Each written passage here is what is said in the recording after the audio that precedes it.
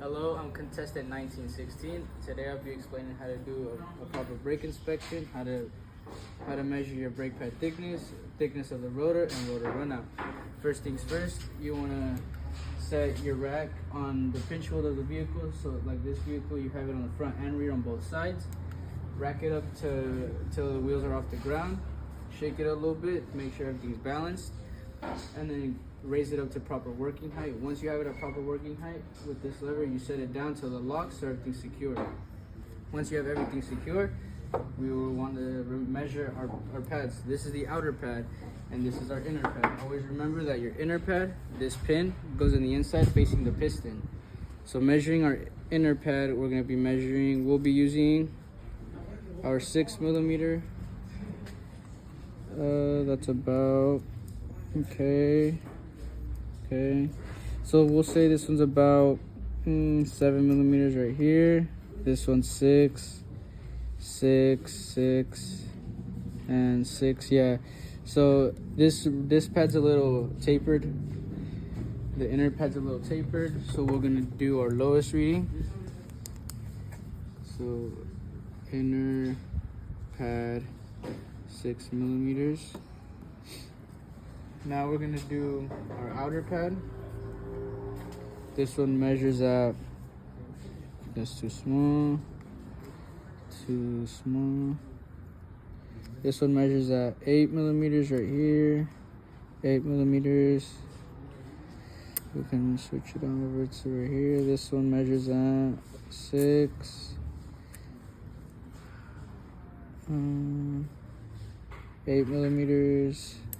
Okay, so we'll go with our smallest reading. We'll say this one's at 7mm thickness.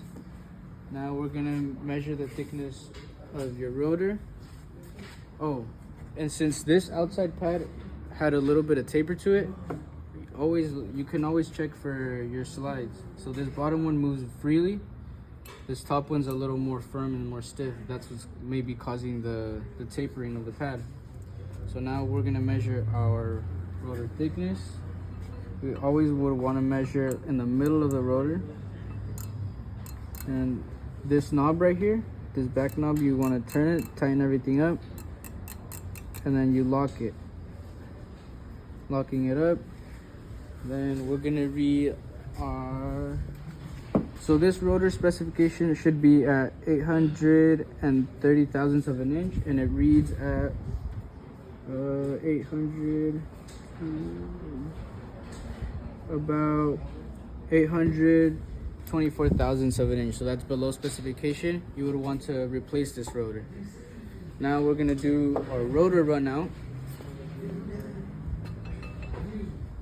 We're gonna do our rotor run out by using a dial indicator. This clamp, you always want to secure it on something stiff, something that doesn't move. Just like the strut bolt. Oh, that's a high spot to do it all the time. You see, you don't want this clamp moving at all. Leave it like that.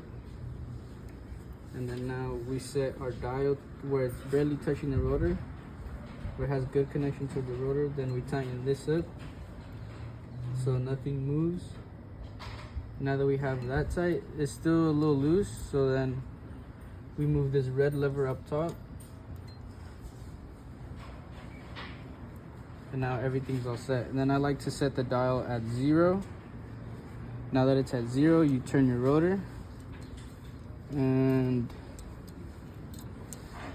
I can see that my needle isn't really hitting the rotor, so what we're gonna do is just loosen this real quick, fix it up where it hits the rotor. That's why you always want to make sure you can hear it hitting the rotor. Then we can zero it out. And then now that we have everything zeroed out and everything's all good to go, then we can turn our rotor. So this rotor reads about 1/1000th of an inch, and that's within specification. Our rotor runout is at 16/10,000ths of an inch, so that's within specification. Now let's write that down. Put all this up. We have to loosen all this up. Let's jot down our specs. So the rotor was rotor run out 1/1000 of an inch. Now that you have everything all done, then you can put everything back together.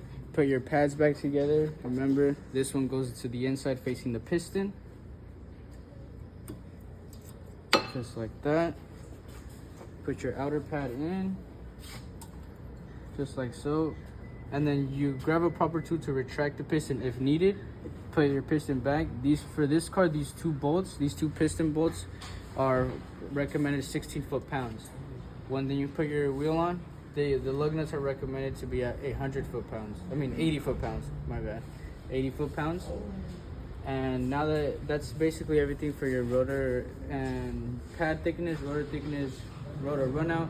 That's a good proper brake inspection. For a brake inspection, you would sometimes want to take it for a test drive. But for now, that's all we gotta go.